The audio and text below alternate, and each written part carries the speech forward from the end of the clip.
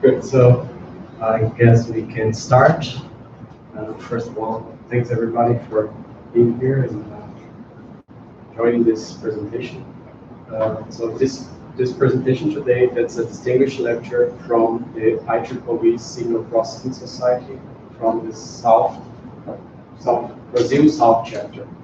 So it's being organized by the chapter, and we were happy and glad to have funding receive funding from the IEEE to bring Dr. Petros Boufounos to give us a talk about computational sensing revolution in array processing. I won't talk more than that. I will let him introduce himself and his company, and then talk to us tell us what they've been doing. Thank you very much for being here, and hopefully you will enjoy this presentation.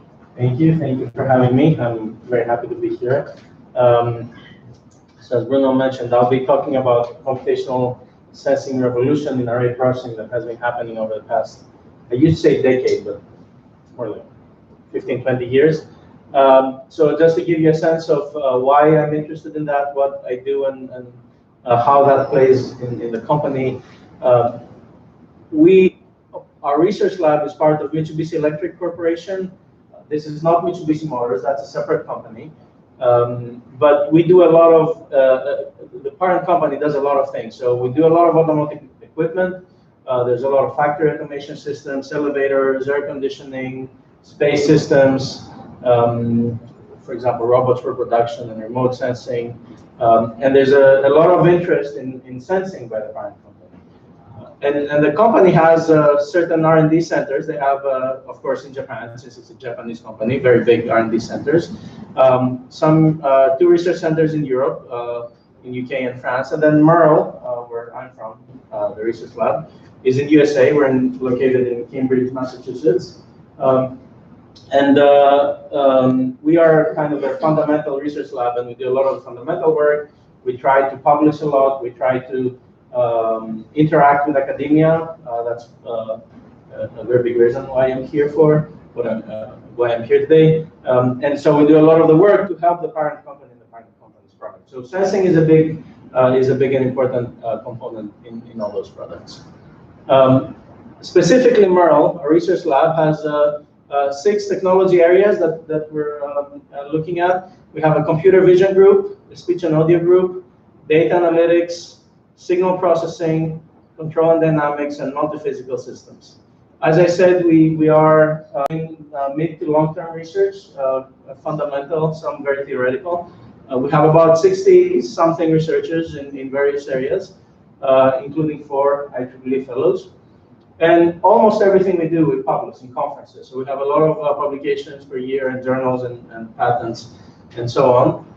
We're closing, it says more than 25, we're closing 30 years of innovation. And by the way, one thing I want to mention here, we do have internships for students. So if you guys are interested, look at our website. We do get students. You can come in the summer, you can come in the winter, we don't care, as long as you come. We have very interesting work. Almost all of our interns come out with a publication and or a patent, and very often more than 1 publications. And we do take international students a lot, so we don't have to have US students only. Are you talking about bachelor or graduate? Typically, most of our interns are graduate students. They're actually usually, although not always, they have completed their master's or they are near the end of their master's program, because what we're doing is actually fundamental research. So we want them to have the capacity and the ability to start doing that. They're only there for a short time, 3 to 6 months. So we want them to have the capacity to be able to hit the ground running, as they say. But we do have internships, so keep us in mind. We're always in the lookout for good students. I'm part of the computation. I'm the leader of the computational sensing team in the signal processing group. These are the team members. Everything I will talk about today is mostly done by them. I'm just taking credit for it. And we do a lot of work on on a variety of fields. So we've looked at material sensing and infrastructure monitoring and looking through ground and then through the walls of things. airflow sensing, trying to sense the airflow in the room in order to improve air conditioning systems. Like general sparse reconstruction and EM electromagnetic modeling and distributed sensing for radar applications. Some multiband image fusion, especially for remote sensing applications, multimodal imaging, and so on. So we have a lot of interesting projects that we work on, and as I said, almost all of them, well, actually, in our team, all of them, we do publish and we do have, and we do have very fundamental work. So today I'm going to talk about what our team has seen as kind of the revolution that has happened in sensing in general, and more specifically in array processing. And I'll start with the big picture. What we used to do when we sensed, if you think about, for example, your CCD camera or the camera that's recording me, we're doing very precise sensing. We care about, very good focus, a lot of megapixels, very high dynamic range, and so on. So we spend a lot of effort to make our sensing hardware as good as possible, and that's reasonable. And then we are very careful about how we acquire things. We want our op-amps to be very, very linear. We want to avoid nonlinearities, avoid saturation, things like that. Use high sampling rate and avoid jitter and frequency and so on. Once you have all that, processing becomes very simple, right? Your camera takes a picture, you have the picture, you read out the sensor. Maybe all you need to do is invert the Bayer pattern, but that's it. And then, of course, you can compress, you can do machine learning on top of it, but the actual sensing, having the signal, requires very simple processing. But what has happened in the meantime is computers have become very cheap. Computational power has increased a lot, and computation has become a very powerful tool that we can exploit in sensing. So the new paradigm, which started with the advent of computational imaging and compressed sensing, is that we replace that very precise sensing with a sort of generalized measurement system that senses a lot of aspects of the signal, not necessarily very precisely and very specifically, and tries to do a cost-efficient acquisition.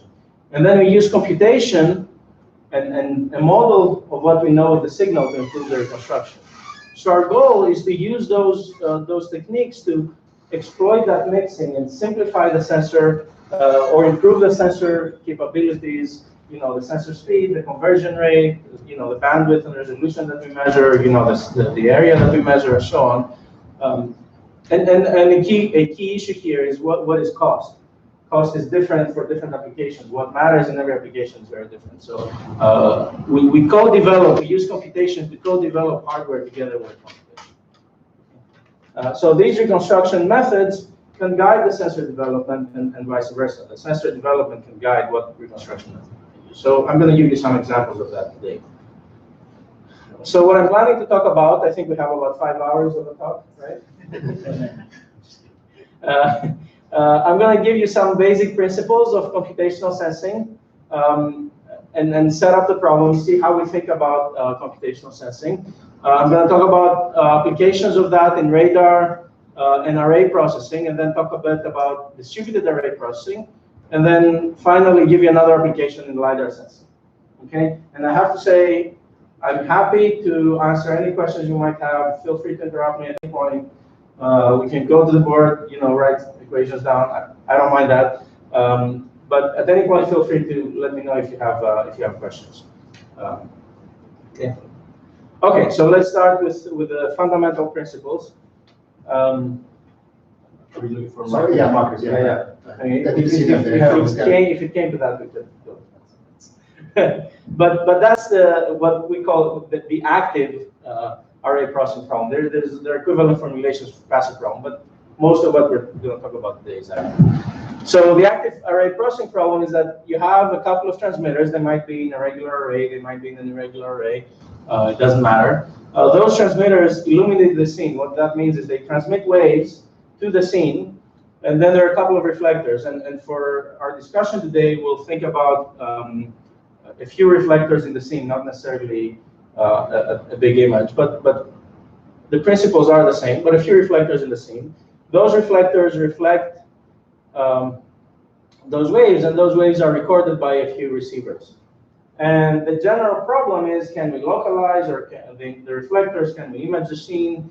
Can we reconstruct, in some sense, what we see. That's the general array problem, and you can see it in multiple modalities, you can see it in multiple applications, medical imaging, seismic imaging. They're all essentially dealing with the same problem with different assumptions on what the reflectors are and what the propagation is, and so on. Okay. So let's model the system. We're going to think about a free space model for now, not with multiple reflections or anything like that. We can think about a transmitter and receiver pair. So the transmitter S and receiver L transmits, and if you think about a